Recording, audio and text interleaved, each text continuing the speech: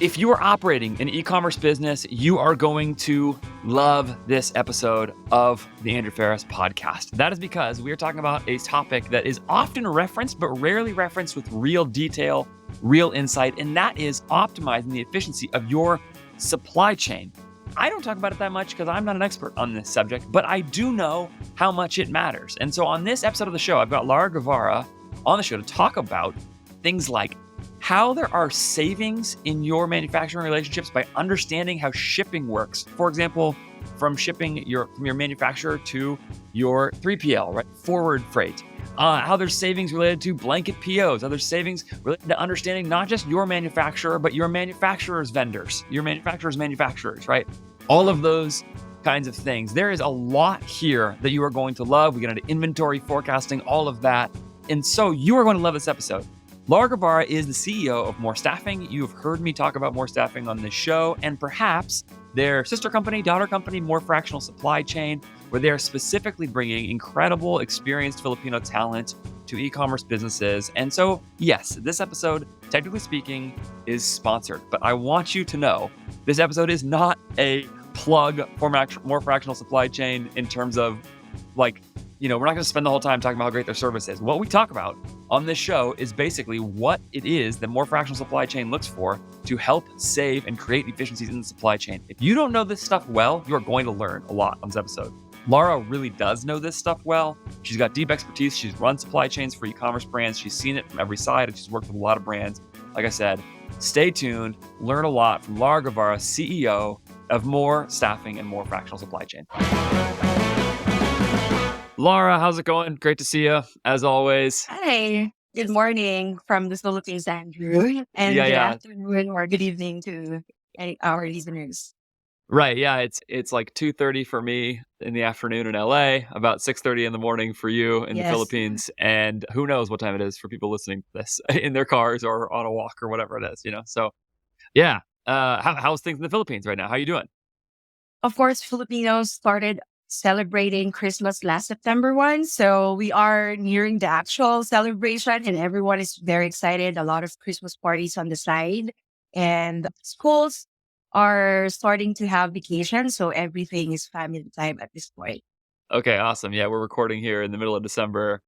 And so, it's a long Christmas celebration in the Philippines? Yes. Okay. I didn't know that. It's the longest and the most important. Analyzing it in the US, the biggest is Thanksgiving, followed by probably Christmas and New Year.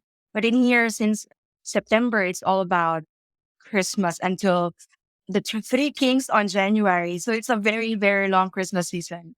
Okay, got it. Yeah. All right. Yeah, it probably depends for us. Like certainly in e-commerce land, the biggest time is like right after Thanksgiving, of course, into Christmas. But then, yeah. Okay, so listen, you and I, part of this conversation came up from you tweeted this great thread about, and everybody should go follow you on Twitter, by the way. And I'll put the link in the show notes to go follow Lara on Twitter. You tweeted like all of these different ways that people can think about getting more efficiency in their supply chain for e-commerce. Like this world like the back of your hand. And I was like, my gosh, why have we done an episode about this? I don't know. I've actually wanted to do an episode about this for a while, but just haven't had the right person to talk to or haven't thought about it. And so when you tweeted that, I was like, let's do this. And you immediately responded, yes, let's definitely do that.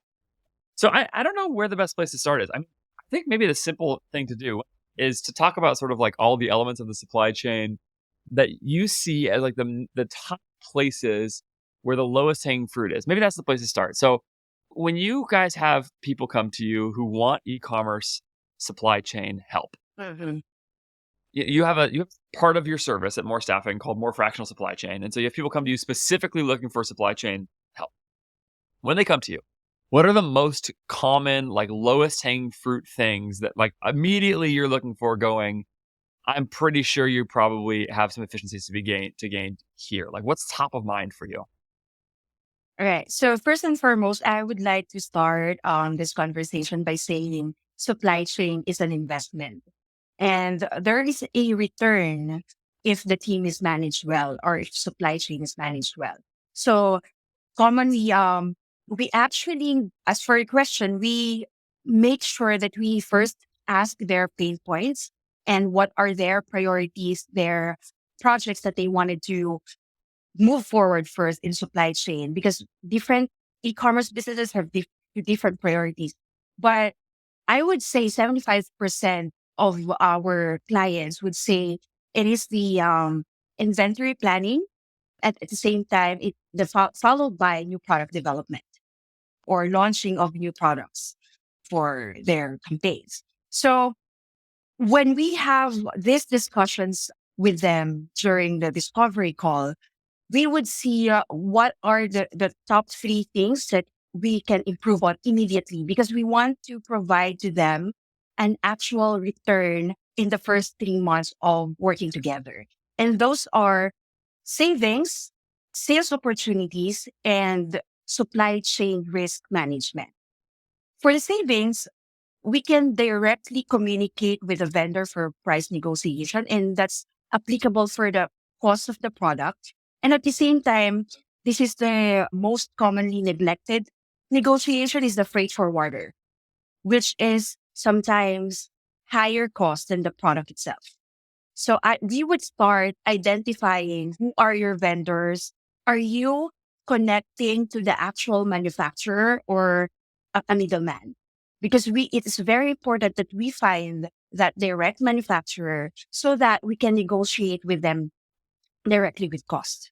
And from there, we can help them with the actual cost of the product and followed by the cost of freight forwarding. And that is usually like freight forwarding cost is trickier than cost of the product because we have a lot of freight forwarding services in China or in Asia and other parts of the world wherein you can actually save more than 30% if handled properly. So I would start in those. Yeah, Yeah, well, and so, I mean, that alone is a really fascinating observation because I've actually seen people point this out that like essentially you're referring to like freight from the manufacturer to the 3PL, right? Like ocean freight, right? that's right. Yeah. Okay. Yes. So, or to your warehouse or whatever. Right? So it's funny because I've seen people talk about the possible savings here very vaguely. I actually I've seen like, yeah, but rarely when I hear people talk about negotiating with their manufacturer, do I hear anybody call out this line item basically and say like, there are savings like here. And you're saying a lot of times it is actually like ocean freight. Is it as expensive as the product itself? That's right. Sometimes more Yeah. expensive. So there can actually be bigger, faster savings there. And that's just by that. I mean, are you able to go and ask like have your manufacturer set up with a different sea freight company or something like that? Is that the way you're doing this? Basically getting them to ship it with somebody else? Or like how do you even control that? Yes. Most of when we ask them, who are your vendors? Who are your freight forwarders is the next question. They would say, we just rely from the freight forwarders of our vendors. And then boom, that's the lowest hanging fruit there because not only your vendors can get profit from the product, but they're also getting profit from the freight forwarders. So they are the middleman of that. If you don't know how to do your own shipment, it's a huge additional cost. And sometimes, like most of the time, when we ask them, who are your freight forwarders? No, we are in the mercy of our vendors freight forwarder. Or no, I use Freightos, Flexport, and those are programs or apps that you can book your own freight shipment, but that's very expensive because it has a platform. So it's like if those are the two answers that we get, and 100% those two will be, then we already have the advantage of saying we can give you savings within 3 months. We haven't heard someone yet that has their own connection of freight forwarder, and that can Ju- actually give you more savings than negotiating the actual product. And that's just by you knowing your way around what That's freight right. forwarding is available in China and some of that. So if somebody's manufacturing in China, just by doing that alone, you're going to potentially have significant savings right there. Yes, yes. My gosh, that is Connection awesome. and And network. Yeah. go ahead, keep going. Sorry, keep going. Connection network. Connection and network of freight forwarders. That's why if I am like dedicating 10 hours a week for supply chain research and updating myself with latest trend, 50% of that is in freight. in shipment. And others are like combination of negotiation for the vendors, what's in for the next year. But 50% of my time is dedicated understanding the shipment status right now, because that is where we can get quick and biggest savings based on my experience. That is awesome. That's is that mostly for people shipping from China, or is that elsewhere in the world too? It can be applied to anywhere from Asia. There's not much issues with or much savings with other parts of the world, but anything coming from Asia, there can be a huge potential savings. Yeah, makes sense. Okay, so that's really fascinating to me. Do you find any pullback in quality when you do that? Like, do you end up is there a sort of a you get what you pay for thing here? Do you end up having any issues on that side of things? Actually, not for freight forwarding. Unlike negotiating an actual product, they might lower the quality of the raw materials of the product that you're using. For freight forwarding, the only thing that you have to check when you're negotiating cost is where is this landing, or where is this docking in the US? And at the same time, what is the route? And there are so many programs where you can check the route of the vessel. That's another part and a whole story on being able to track shipments. So if they say that normally it will take 30 days to ship this product from Ningbo to LA, for example, and they would say we are going to use a different port, cheaper, but it will take 35 days. It will have additional 5 days. And so that clarity and communication and transparency, that if you don't mind the additional 5 days before it arrives, and at the same time, you will get a savings of 10%. So you will then decide, yes, let's go for it. So it's just, what is your cost? What is our lead time? And then where is this docking? Because it's very Yeah. important to know if they are docking in the busiest part of the ports there in the US. It will take longer time and sometimes more expensive as well. Yeah. Okay. Man, yeah. It's just that's one of those details where I think about this all the time, where I'm always talking to people about just like hammering away at all these parts of their business. And this is like exactly the kind of thing I have in mind. The idea that you would go and negotiate, it's like sounds great to say, okay, negotiate down your costs with your suppliers, but like, what does that mean? Like, you got to be more specific Yeah. than that, because Yeah. that your cost with your suppliers actually refers to a whole bunch of different stuff. There's a whole bunch of, there's all kinds of different things in there. And so that's so interesting. Okay, you said something else really fascinating in your Twitter thread originally, which was, and I'll link the Twitter thread as well in the show notes. But you said something about one of the best places to negotiate for supply chains is actually just by being more aware of local currencies and of the exchange rates, basically. Can you talk about that a little bit? Yes. The fun thing about this is when I started working with e-commerce businesses like more than 5 years ago, the first client that I have negotiating and using RMB and not US dollars. So actually that's where I'm coming from. Like the new or the I'm not saying old timers, but probably the more the business owners that have been doing this long term know this technique already. And then we noticed that the new ones dealing with the vendors, they would start with negotiating via US dollars. So I actually learned negotiating in the beginning using RMB, and somehow I realized or I noticed when I have new clients, they would ask me to do USD because that's how they just don't want to convert, and they think it's the same, and they just wanted to see everything in US dollars as compared to seeing RMB and computing the conversion themselves. So there's a huge probability of savings here, because when we negotiate with their local currency, we can encourage them an open costing relationship. They can provide to you their raw materials cost using RMB as well, and then just a margin, which is usually what will be their profit. So they can also make sure that if they are, of course, they have their manufacturers as well and suppliers as well. So this is one step back is actually understanding 3 tiers of your suppliers. So your tier one is your vendor, your manufacturer. Tier two is the vendor of your vendor.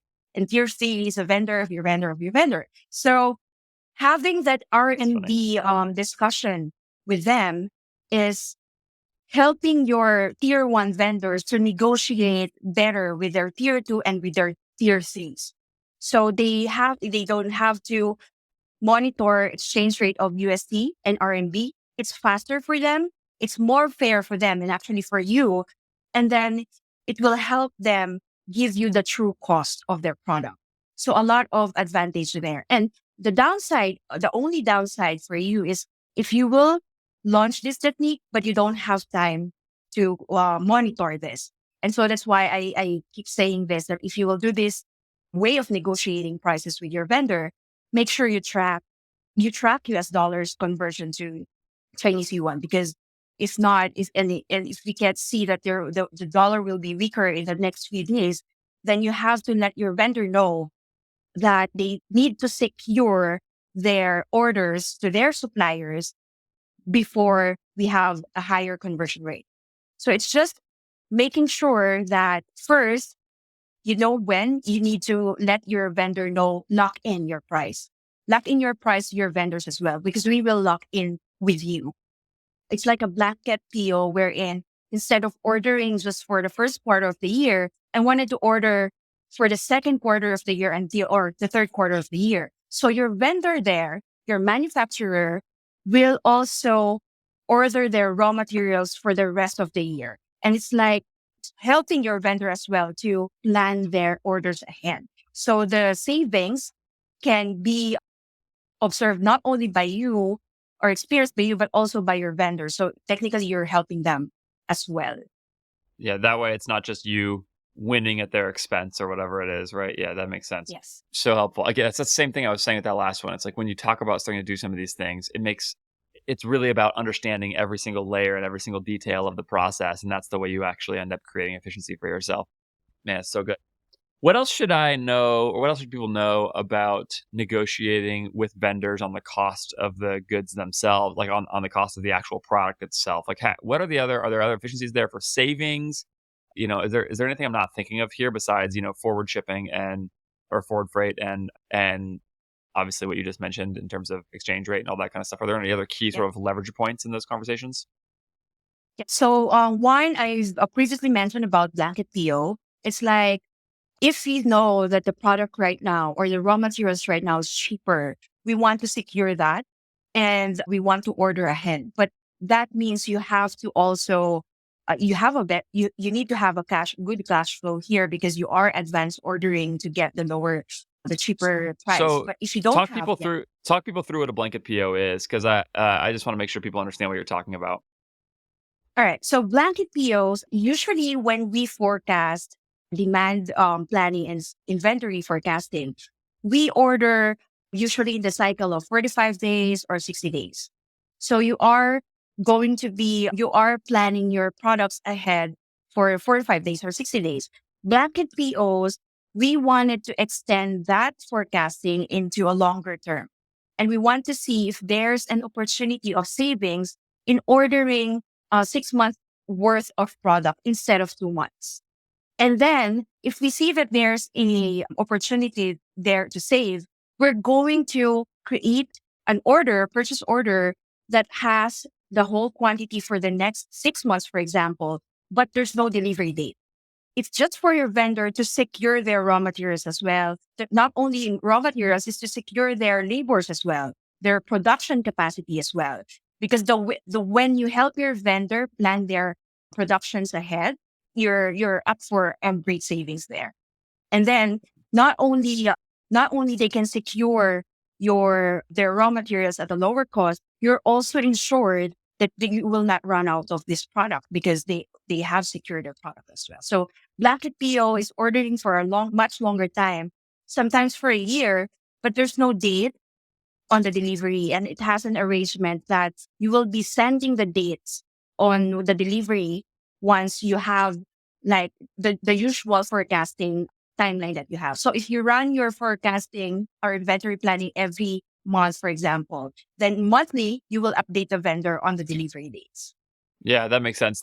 So when I've seen blanket POs done, typically what I see is people they like commit to the order, but they don't pay for the whole thing until later, right? Like, I mean, that's like you're actually going to pay for it depending on your terms Yes. later. You're just committing to the inventory up front and committing to some kind of Yes. payment. Is that right? That's right. Yeah.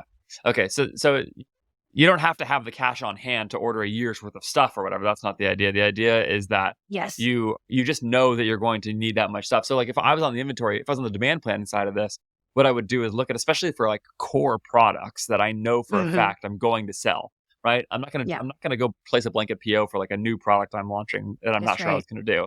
I'm gonna go place it for, my hero product that's gonna go Yeah, take up a huge portion of my inventory.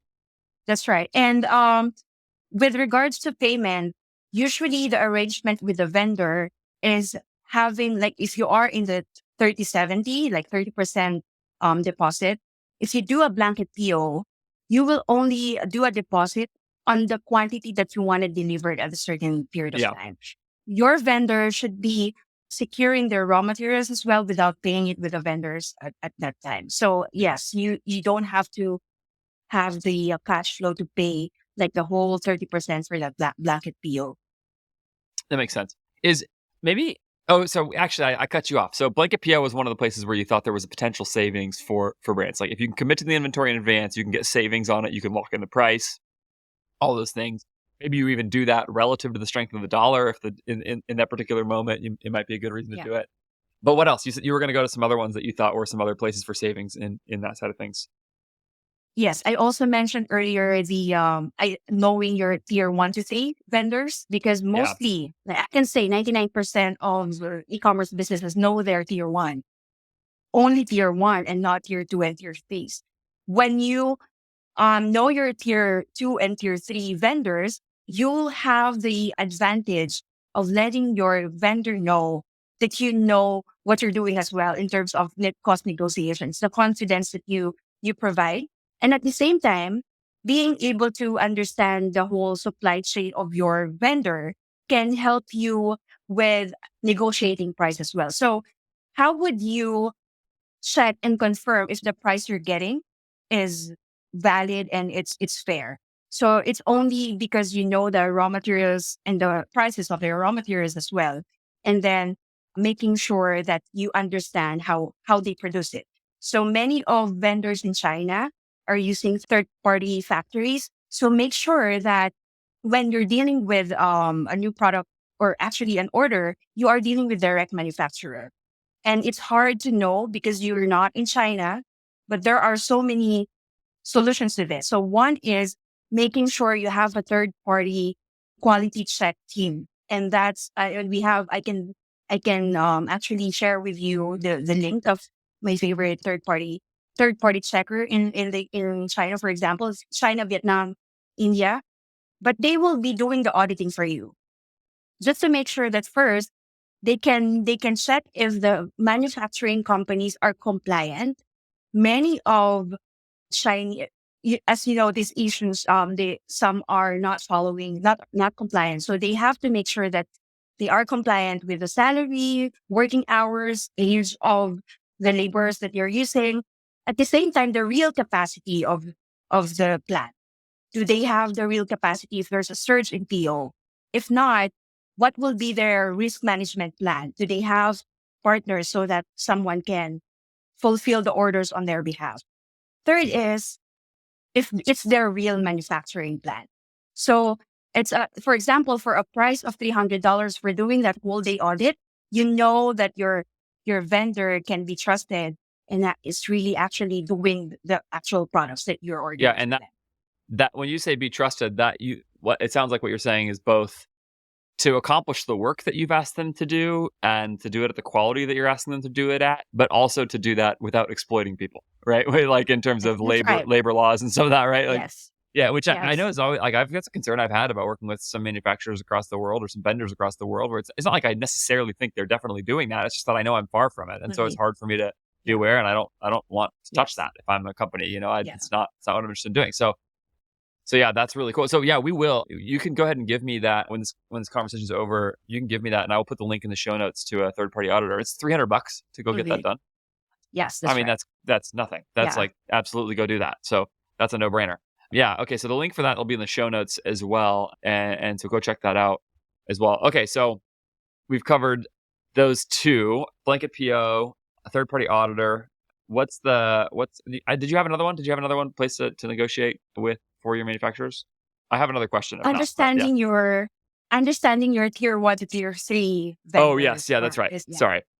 That's another thing that it makes so much sense when you say that. And when you were talking about that, do you think like should I just go ask my first tier manufacturer, my tier 1 manufacturer, like just go ask them who they're working with? Yes, that's right. So for example, I'm ordering an apparel, I'm ordering polos for my company. I would ask where are the fabrics coming from? So they should be able to provide the name of their vendors as well. And at the same time, we can do our own audit to their vendors. And that is, this practice is done if you're doing corporate supply chain, you actually go to your vendor's vendor. But in the remote setup, people are forgetting about this very good practice because it's more complicated. It's in China. So the least you can do is to know the name, do your own research, and provide ask the third party to do the audit for you. Before, when I was working for KFC here in the Philippines, we go to different parts of different countries to check the manufacturer, our warehouse, our vendor for different raw materials that we have. But right now, it's becoming less and less of that practice because of the limitations of remote. But there's a solution to that, and we should not be doing a shortcut for that practice as well. Yeah, that makes sense. Okay, what do you think about negotiating payment terms? And this is something that gets talked about a lot, and it's something in some ways that I think a lot of people really fetishize the idea that you would like everybody loves the idea of having negative cash conversion cycles or of being able to, just for cash management, being able to essentially use your manufacturer as a lender, essentially. Do you have any thoughts about how e-commerce brands should be thinking about negotiating terms relative to negotiating prices? Because those two tend to be at odds with each other, in my experience, where you can get better terms, but essentially you're asking the but you end up paying more per unit. And so like, there's like a back and forth. Like, do I want better terms or do I want cheaper costs, and so I don't know how you think about negotiating payment terms with your suppliers. So first step for this, if I am working with a client, I would ask their priority if it's better term or better price. Because you're right, there should be, it can be one way or the other, but there's a balance as well. So if your priority as a company right now is to save on cost, I will do the best negotiation for the payment terms based on the cost that we have. So an example of the best terms that probably I've gotten previously is 30 days net. So it arrives already in our warehouse and we're not yet paying the 50%. And that is our hero product, being able to negotiate that to our hero product, best selling board shorts. And then at the same time, having the best payment terms for us. So what we do is 50-50. It's a 50%, sorry, 10% deposit. And then 40% will be paid before the product leaves China. And then 50% will be paid 30 days after it arrives in the warehouse. So that's the best payment terms that we had with Yeah. that I had negotiated with a vendor. But I had that because I believe that we already have a long-term relationship with the vendor. So we have to consider that. If it's a new vendor, it's probably not going to Yeah. work that Essentially, you've way. built up credit. They know you're going to pay Yes. them. They don't have to worry about that. Yes. They can do all that. If they need to finance it, they can, and they can be okay. Did you say you negotiated those terms specifically on one product? Yes, the hero, the best-selling product. And actually That's so not just smart. one SKU. It's, for example, we have a board shorts, but it is like 10 designs. So it is applicable to the 10 designs of our board Yeah. shorts. Yeah, but negotiating terms for different products differently makes a lot of sense. And I don't know, I've never thought about that. But it's the same thing with the blanket PO thing that we're talking about, where it's like Yeah. if you are approaching different parts of your inventory and your relationship to manufacturer differently across those things, of course, things that you're producing at a higher volume that are more reliable, that you're going to sell through, that you could forecast more accurately. Those are the kind of things where you would want to go and get, longer payment terms, place a larger PO, get cheaper costs, etc. instead of feeling like you have to do that across the entirety of everything that you're ordering, which is actually definitely how I've heard most people talk about this in the past, is the idea that like you would sort of get all in rates. But instead, you're saying it sounds like think about it in terms of different SKUs having different impacts. I would say apply the Pareto principle. We know that like focus on your biggest product first and then have different projects, savings project for that product, and you will see, because that will move the needle. Do not focus or use your energy with 100% of your product and then ending up not being able to have a successful campaigns or supply chains savings for all of the products. So focus on your biggest product, your hero product, your best selling product, and start doing projects for that. Start doing cost negotiation, payment terms, freight shipment, and different ways on how to get blanket POs for that hero product. Yeah, that's really smart. Okay, I want to talk a little bit about inventory forecasting and demand planning, because there's a whole other side of this besides on the supply chain side for e-commerce businesses, and this is something I see people really struggle with. Yeah, I advocate a lot that part of the thing you do here is start by just building a good forecast in a business in general, right? So I talk a lot about cohort forecasting and using forecasting your new customer revenue and returning customer revenue differently, and put out a few different things about that. I'll link again in the show notes a guide to sort of phase one of a cohort forecast. That's something I talk about a lot. And so, but let's just assume that an e-commerce business comes to you and has a cohort forecast in place, and they're beginning to think about sort of, they forecasted their spend, they forecasted new customer revenue, they forecasted returning customer revenue. What should they be thinking about on inventory forecasting? Or maybe it's even before they get to that full business forecast to think better about inventory forecasting and demand planning. Yeah. So before I answer that question, all the things that we've discussed earlier before this is actually the problems that e-commerce usually don't know.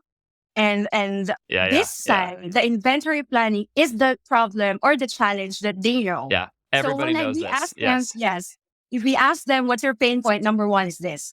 So I'm very happy actually discussing this, or makes us excited to discuss this with our clients, because this will definitely support them with growth in terms of proper ordering and forecasting. So I would start by answering, we should have the past data. The most important two things is the past data and future campaigns. So let's discuss past data first. So past data, historical sales, order histories, all of those you should have those data. And if you don't, that would be completely your forecasting is completely will be definitely off.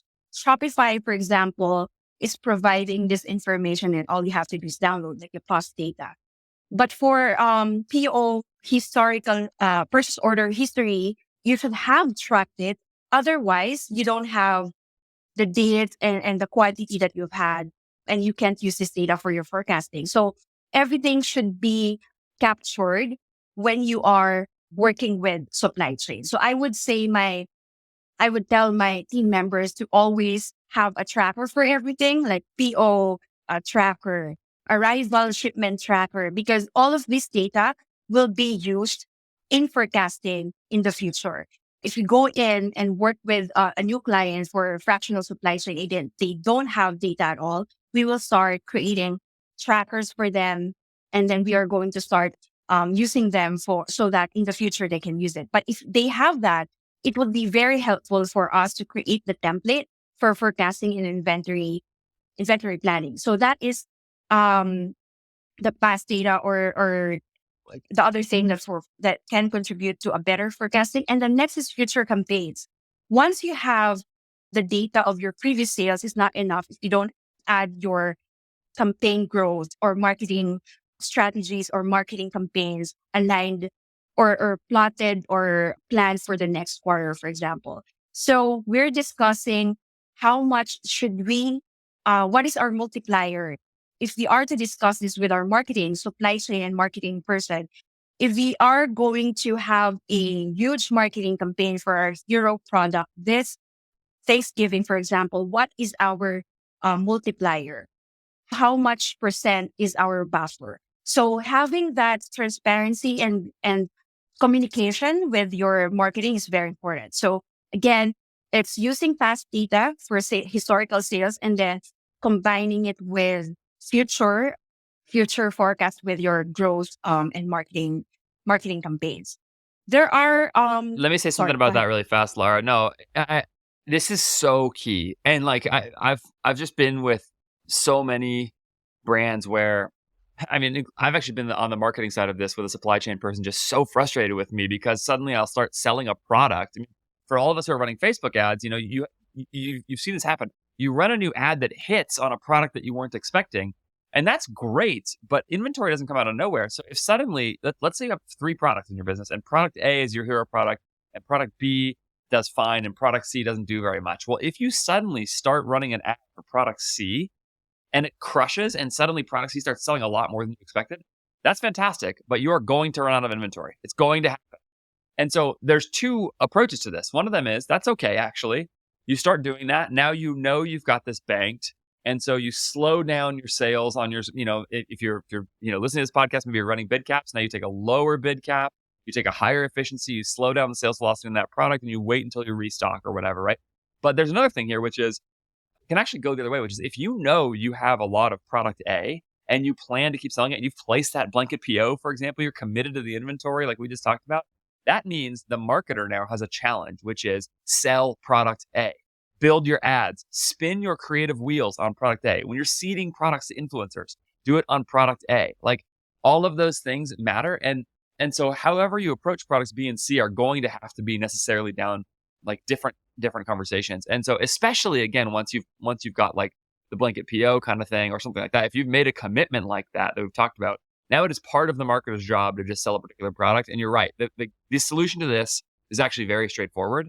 It's get those people in the same room, so to speak. Could be on Slack or whatever, right? But get them in the same room, so to speak, talking about what are we doing inventory wise? What's our plan? What do we need to sell? And do we need to actually speed anything up? And of course, your marketing team they want run a sale or do a gift with purchase or something like that if their sales are too slow.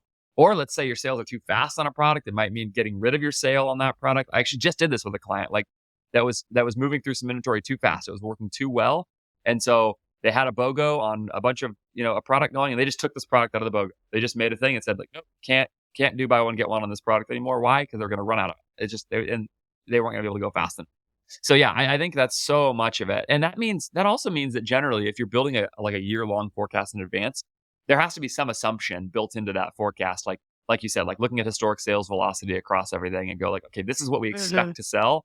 And if something's Yeah. going to change, it's going to do that. For marketers, this can be really helpful because it can actually stop you from spinning your wheels against something you can't sell anyway.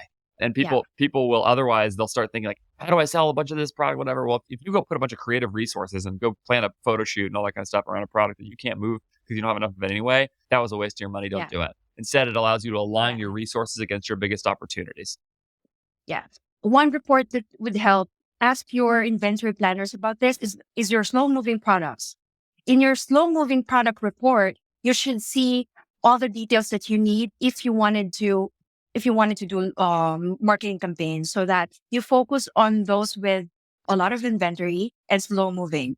Because the thing here is I'm smiling earlier because this is the actual scenario that is happening with us. It's marketing. It should not be marketing versus supply chain, but that's what's happening because hey, marketing, it's very easy to tell us that you're doing a marketing campaign for this. Of course, we want us, the company, to sell, but at least let us know so that we can give you an advice if this is the right product, or we can already advise our vendor, I need this product airship right now because there are products that are small that doesn't have to be sea ship. So at least do a courier shipment. It takes 3 to 5 days, and then so that I can support you. It's always how supply chain is a support department. How can we support marketing campaigns? So having that transparency that even we cannot stop you from trying out ads and the likes. We at least can share our thoughts and track and actually most important for me is I will track that data. I will track the result of your marketing campaign because I can use it for future forecasting. Yeah, and one of the things you said there that I've seen also done is like somebody actually gets on the phone with their manufacturer and says like, "Hey, we actually think we're going to sell a lot more of product C than we expected. can you switch around your manufacturing schedule? Is it possible for That's you to right. move things up? But sometimes they can, sometimes they can't. But if they can, sometimes it's also, it doesn't matter to them. They don't, then Yeah. they might not care at all. They might be like, sure, we can switch, whatever. It wasn't going to be a big deal for us. We're happy to do it. Sometimes it is a big deal, depending on what the Yeah. product is and the complexity of it. But like, yeah, I think that's, you're right. You just have to do that. I mean, the way I've seen this actually play out again from the marketing side, in part, is to actually have whoever's running it, especially again, if they're running meta ads or something like that. If a new ad hits for a product that you were not previously selling a lot of, it's like send a message immediately and say, hey, we were spending $5,000 a day on product A and no money on product C before. Well, now look, we got a new ad and it's going to spend $3,000 a day on product C, and we weren't planning on doing that. Okay, this is out of nowhere. Immediately alert somebody. This new Yeah. product is taking off. We have an ad that took off.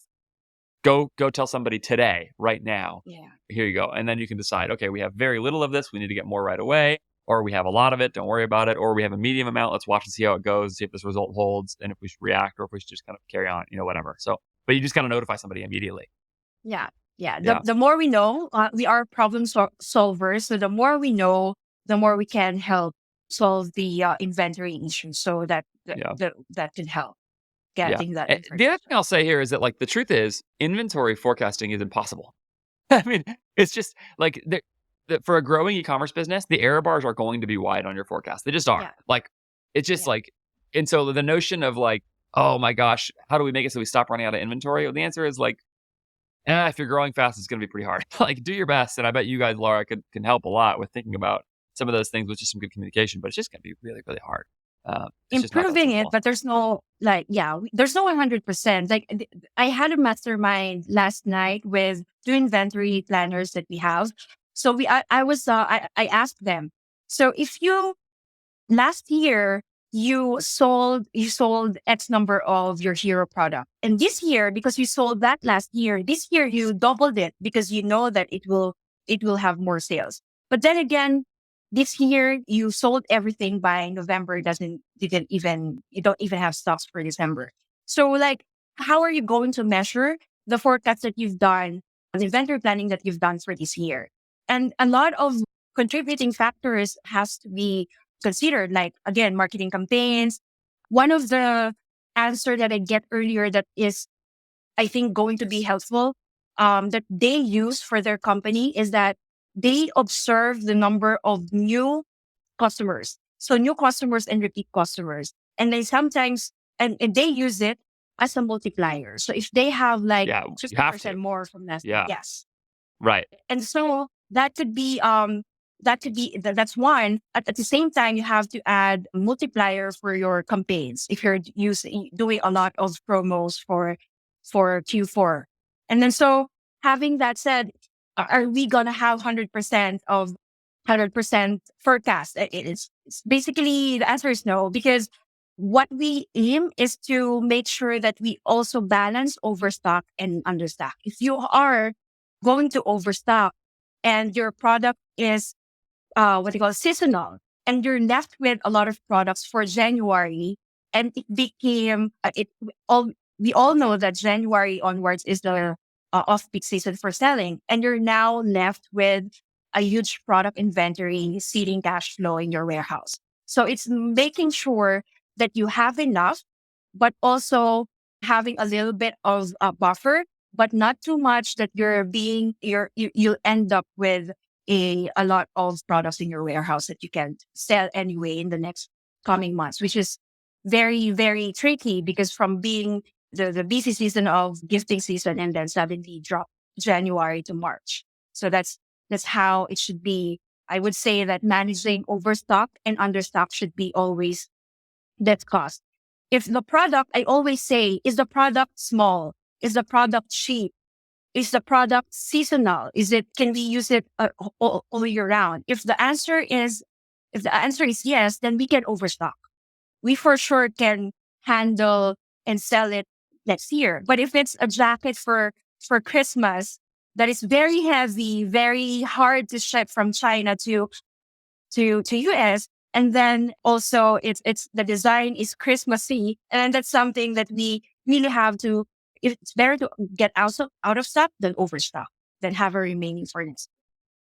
Yeah, it's like That's so insightful and so right. Like, there's so much of the question. Sometimes there's generalized advice given about like, oh, you should make sure that again you like really optimize for inventory turn and make sure that you have a fast cash conversion cycle, and that's great. Well, look, if your product is really really small and really really cheap to make, actually that's not true. What you should optimize for is never running out, especially if you know you can Yes. sell it, right? Because it's not Yeah. because it actually doesn't tie up that much cash to keep it, and so but like you said, like if your product is really seasonal or something like that, like you can end up sitting on it for a year. That's actually a big problem. You do Yeah. tie up a lot of cash. Now you have to say, we're willing to risk losing out on some growth potential. We'll take a higher profitability on our products now, even if we have to raise the price or slow down our ads or something like that. We'll do that. We'll let that money trickle down to the bottom line of our business. Yeah. And yes, it's true. We won't grow as fast at the top line because of that. And that trade off, I think, is like is Yeah. really, really dependent on what the product is and on what your cash position is and some of those things.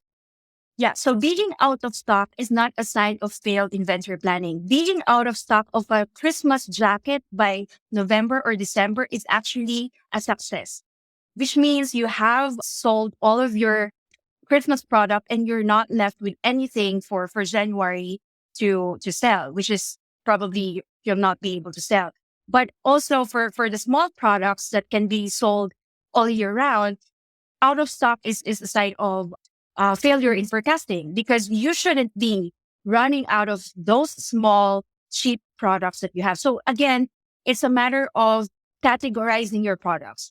We usually have category ABC for our products, fast moving, slow products. We can discuss, you can discuss this with your supply chain manager and the owner, which is being able to categorize your products by its size, price, lead time, and MOQ. We haven't discussed that yet, but minimum order quantity, which can be a great consideration for reordering as well. Yeah, it's so helpful to remember that like so many of the generalized rules and things you see in general commentary around this stuff actually Mhm. doesn't really work that way. Like things are actually more specific than what the generalized rules would suggest sometimes, you know?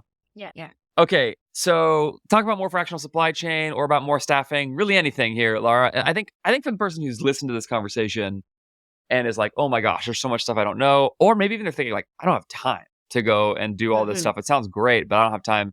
Talk to people about how you're helping them solve that. Okay, so I mentioned in the beginning of this call that supply chain is an investment if we can handle it correctly. What we're hoping to do and to support our clients with. And by the way, Andrew, this product was born because of our travel 2 months ago, wherein we went from North California to South and met with you. We went to our e-commerce vendors, look at their warehouse, meet with them, ask their pain points, and most of the common issues that they have is really having not enough people to work on their supply chain. So one of them has a supply chain manager, but supply chain manager can do end to end, of course, but you have a limitation on their expertise. So I would say, for example, my expertise is in new product development, project management, sourcing, and negotiating.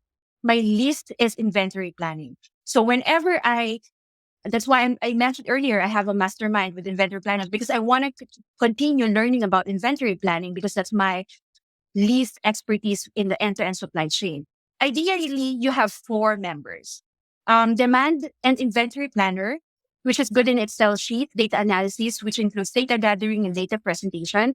Next is you should have a sourcing person, your new product development lead, which is the expert in negotiation, sourcing, vendor management.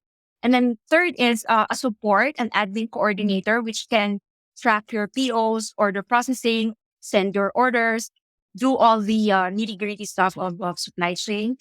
And ideally, you have the manager who will manage all of those members. But again, earlier I've mentioned the limitation on budget.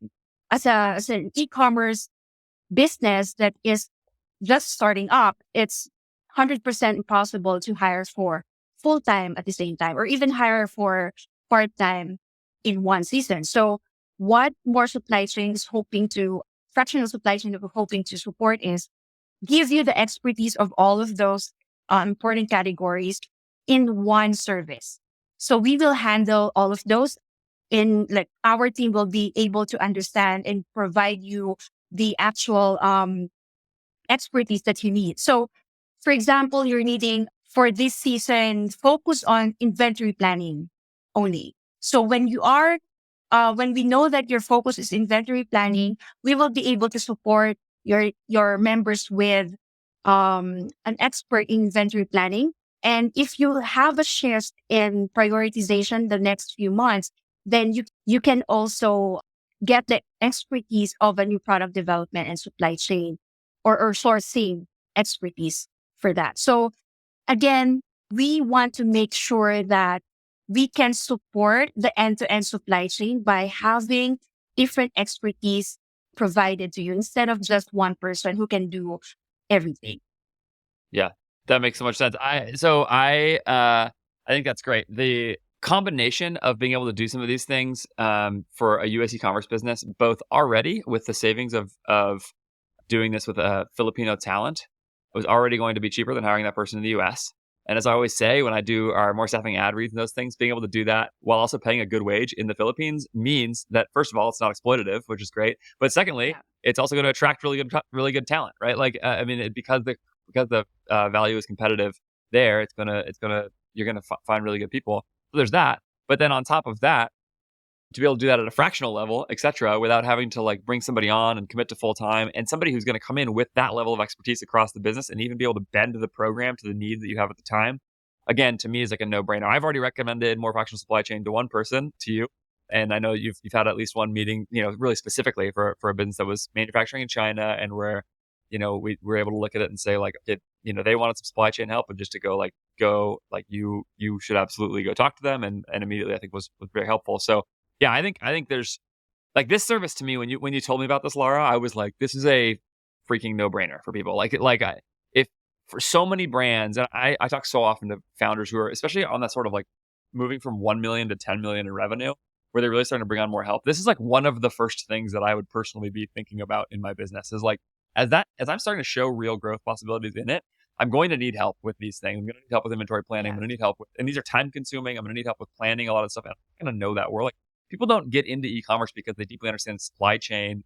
It's the same Yeah. way they don't do it because they deeply understand accounting. They get into it because they love product, they love customer, and they love marketing. That's why they. And so they really wanted to grow. They want to grow their business with Facebook ads, and that's what they do. But this actually really matters to running a great e-commerce business. Is like having an efficient supply chain where everything works. It's reliable, it's safe, and you're not going to make all of your customers frustrated when you run out of your products all the time. And at the same time, you're not going to miss out on the opportunities. Plus, you're going to get savings by negotiating rates intelligently and all those things. It's a very obvious service to me. So, okay, you can go. What's the website for more fractional supply chain? So it's more supply chain.co. Okay, moresupplychain.co. It's funny. I partly wanted you to be able to say it, but also I was trying to remember what it was because I know it just changed. So, moresupplychain.co. You can go to there, and I think we still have a code, right? AJF20, is that right? Yes, that's right. Okay. That's right. So 20% off your first 3 months, which is awesome too. So there's even an offer for doing it. Anyway, I think, like I said, there's a bunch of show notes here and stuff like that that you could follow up on for some of the things Lara talked about today. But I think this is Mhm. probably a very, very helpful episode to people. Any last things, Lara, before we hang up? Anything else that people really need to hear? Yeah. We wanted just to the main support that we can do for fractional supply chain is being adaptable and flexible for what your company is needing right now. Again, our focus is to provide savings to you in the first 3 months, and having a fractional supply chain can have a direct savings at the same time, a longer effect of the support that we do. And so part of the document that we are going to provide to you is the playbook of supply chain, from understanding your business into creating up new processes for your company. Even we're not in your company anymore, you have the playbook to use. So whoever is joining your team, they will be able to know the supply chain process because of that playbook. So hopefully we can help one e-commerce at a time. Like right now, we can only handle five clients, but we are hoping to support more clients in the future next year. But again, it is a good opportunity for us to help our e-commerce business owners to continue with their supply chain. Hopefully Yeah. more support. Get on that wait list if they get filled up. Like I think that wait list will be bursting at the seams after this episode, honestly. It would be if I was running an e-commerce business, I would be on the phone with people immediately. So cool. Okay. Thank you, Lara, so much. That is awesome. Thank you. Thank you, Yeah, it's Andrew. always good to talk to you. I know that in the future we will find a time to discuss like focus on supply chain, because we've discussed like the end to end of it, and we wanted to focus Yeah. sometimes on forecasting, new product development, project management things. So hopefully we have a chance. So much Yes. to get to. Yeah. Let's Yes. do another one for sure. I think people are going to love this episode, and they're going to want me to bring you back on and do more. It's going to be the most popular sponsored episode in the history of sponsored episodes, because it's going to be really. All right. Thank you so much, Lara.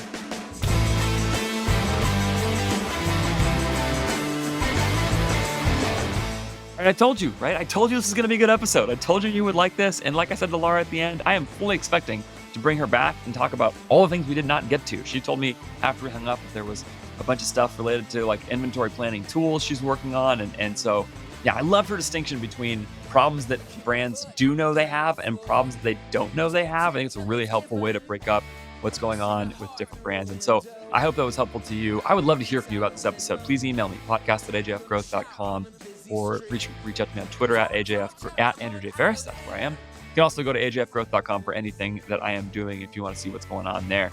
I would love you to rate and review this show. Of course, do follow up with Lara, by the way. She gave you all the links. All the links are on the show notes there as well. And you can go reach out to get more fractional supply chain. As she said, she does not have that many slots available. So if you're interested in working with her, you should make sure to go beat the doors down as fast as possible to get on, to either start working with them now or get on their wait list. I think it'll be a really big help to you. Like I said, yes, rate and review, all the usual stuff. Share this with somebody. I think that this will be a very helpful episode to a lot of people. So if there's somebody you know who's operating an e-commerce business, make sure to share it with them as well. Thanks so much, as always, for listening. I'll see you next time.